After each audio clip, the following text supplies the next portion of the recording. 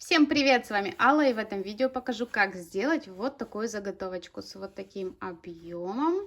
И уже сразу отвечаю на вопросы, это не кожа. Также в этом ролике вы узнаете мой способ, как я переношу рисунки на ткань, которая не просвещается. Приступаем.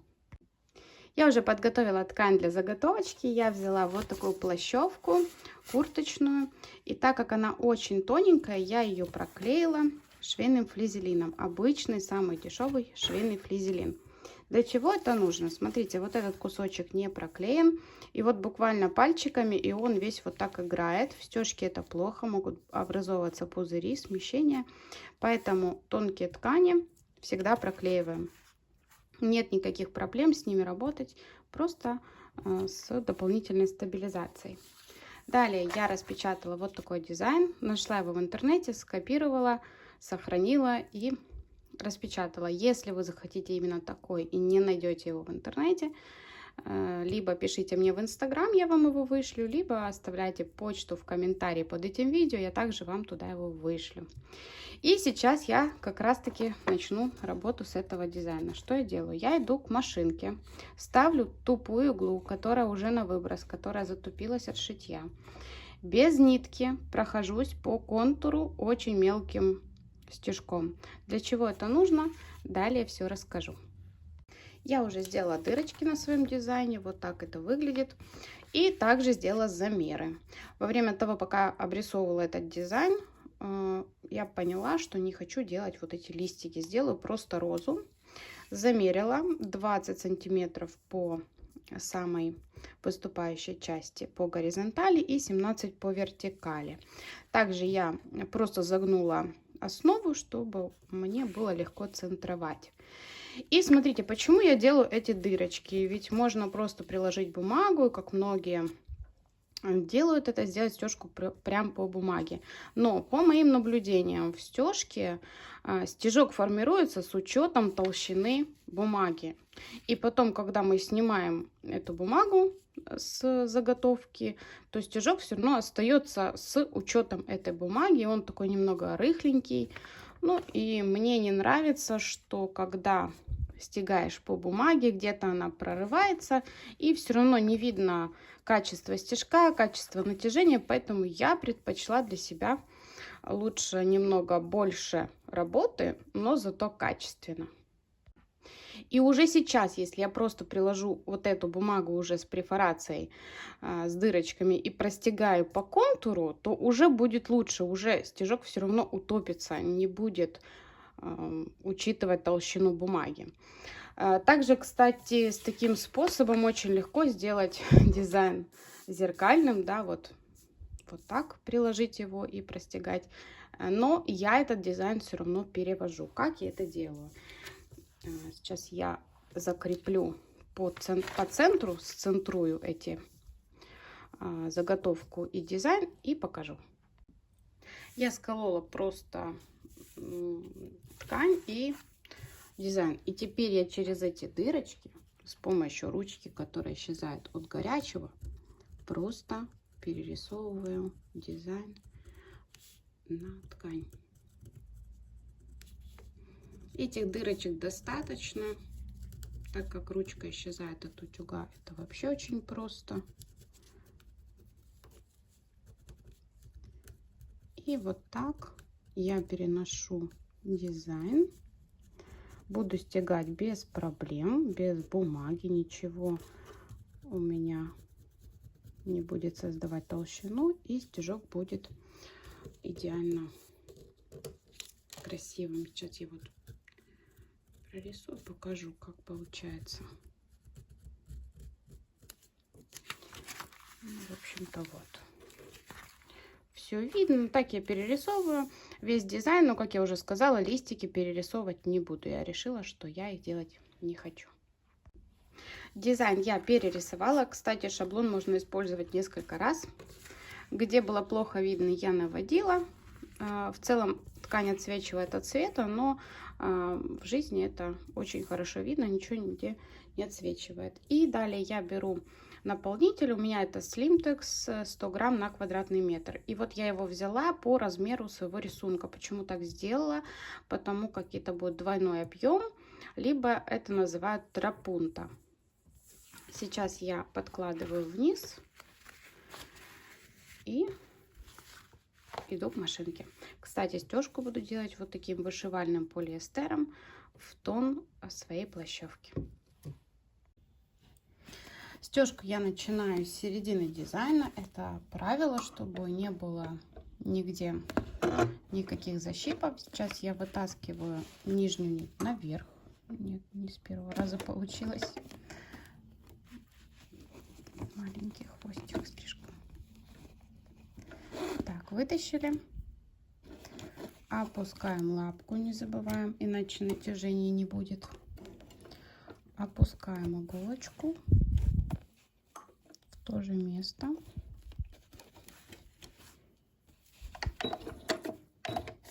И сейчас несколько стежков вперед.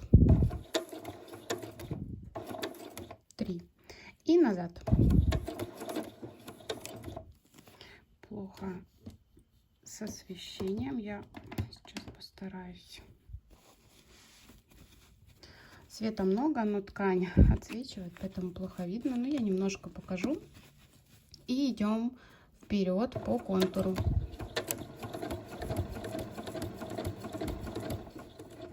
Равномерно продвигаю ткань.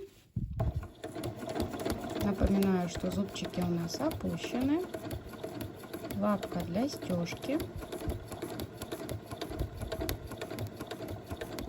Если вы не можете идти назад, значит, и квилт у вас маленький, вы только учитесь, поворачивайте, чтобы вам было удобно. Но в дальнейшем все-таки учитесь стягать во все стороны. Так будет удобно, потому что если вы возьмете большой какой-нибудь проект, вы просто не сможете его вертеть, крутить.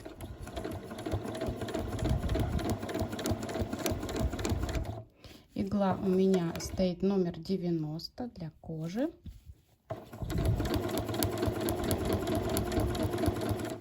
Очень много вопросов про мою лапку. Всем отвечаю, если кто-то не видел или не знает, впервые на моем канале. Эта лапка у меня была в комплекте к машинке Janome 6720. Также она продается фирмой Janome отдельно, но она подходит не ко всем машинам.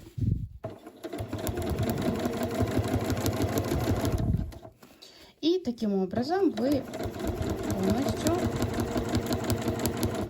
прошиваете, простегиваете полностью весь дизайн по контуру. Дальше покажу. Контур у меня готов. Вот так это выглядит. Изнаночка, которую сейчас мы с ней и будем работать. Я беру вот такие ножнички. Это детские ножнички с тупыми концами. Но если у вас таких нет, любыми.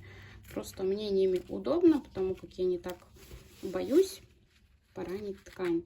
И вот так близко к краю я срезаю лишний наполнитель. Ну как, не лишний, а все, что не простегано. Срезаем, дальше покажу. Лишнее я срезала, и сейчас я подготовила уже ткань. У меня это обычная белая бязь.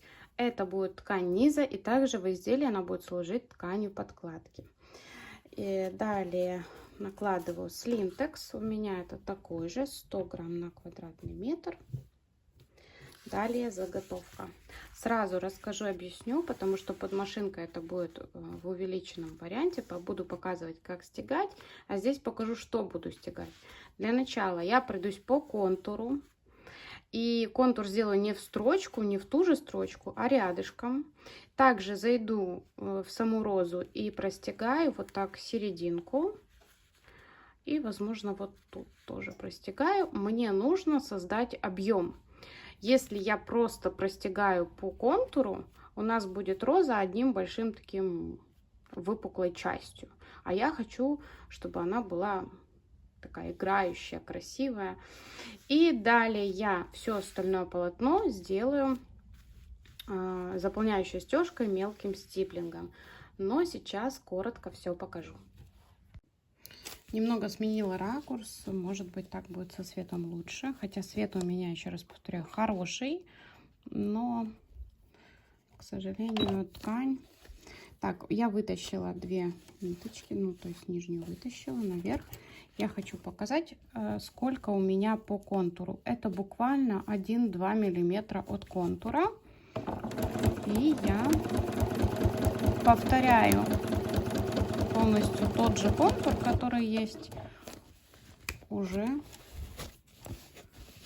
Так. Хочу, чтобы было видно.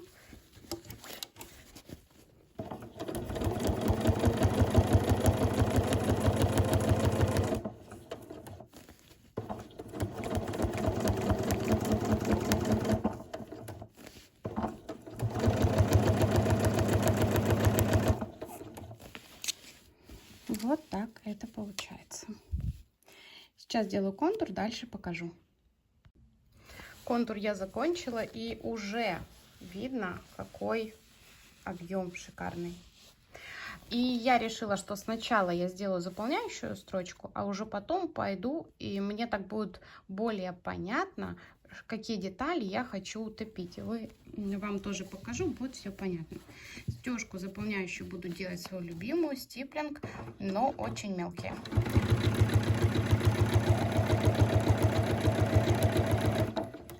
Я уже говорила, что заполняющую стежку лучше всего делать на большой скорости, поэтому сделаю буквально немножечко и остальное сделаю за кадром, потому что когда слишком быстро шьет машинка, камера трясется, к сожалению.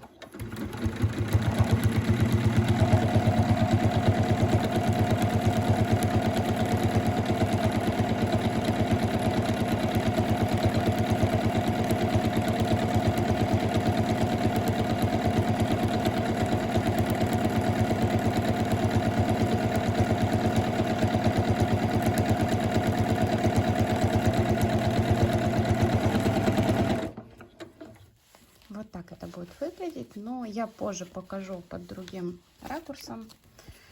И будем дальше делать розочку. Также я хочу обратить ваше внимание, что заполняющую стежку я делаю условно по тому же контуру, ну, вот буквально 1-1,5 сантиметра, и вот так по кругу, потому что если я пойду до конца заготовки с этой стороны, потом с этой, к концу, когда я дойду, вот здесь образуется большой пузырь. Поэтому делаем все от центра, плавно продвигаясь к краям. Итак, вот моя заготовочка. Смотрите, объемчик прям шикарненький, но все равно вот то, за что я говорила, что, ну, на мой взгляд, розе не хватает вот буквально несколько строчек, чтобы ее немного утопить. Вот показываю изнаночку. Ну, а здесь, конечно, ничего вообще, потому что здесь у нас стежка была на первом наполнителе. Итак, я определяюсь, какие именно линии я хочу утопить. Ну, вот, думаю, что серединку точно, может быть и вот эти даже. А вот эти трогать не буду. И здесь не буду, вот эти, которые изгибы. Просто контур в серединку и вот эти. Ну, в общем, идем к машинке. Все буду показывать. Здесь, в общем-то, никаких отличий от обычной стежки нет. Просто мы стараемся попадать в одну и ту же линию. Ну, не стараемся, а прям нужно попасть. Мы же хотим красиво. Но если даже не получится, ну, мы все исправим. Надо будет, кстати, записать видео, как исправлять. Вот я несколько стежков делаю вперед, ну, в бок в моем случае, затем назад, и вот я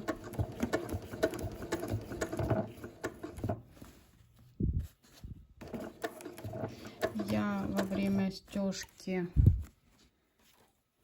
поменяла иглу, кончилась моя игла для кожи и начала рвать нить. Поэтому я кончики обрезаю, потому что я сделала закрепку. И я поменяла иглу. Сейчас я вам покажу. Она очень классную, хорошую. Я ее также теперь буду рекомендовать. Вот такие фирмы Шмец. Это для вышивки. И они титановые. То есть, когда она нагревается, она не рвет нитку. Так как у меня есть вышивальная машина, я их покупала для вышивальной машины. Но также вот стежку они делают идеально. Иглы имею в виду.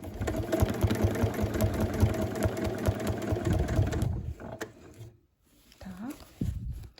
Серединочку я утопила. Сейчас попробую показать. Вот так. Сразу появляется рельефность. И сейчас я продолжаю. Сделаю еще контур по этой бутону. И вот эти тоже хочется мне утопить. Дальше покажу. Заготовочка моя готова. Вы посмотрите, какой объем. Посмотрите, какая фактура. В общем, когда вы хоть один раз сделаете тропунто, вы его отличите из сотни работ. Это правда. Никогда такого объема вы не добьетесь с одним слоем наполнителя.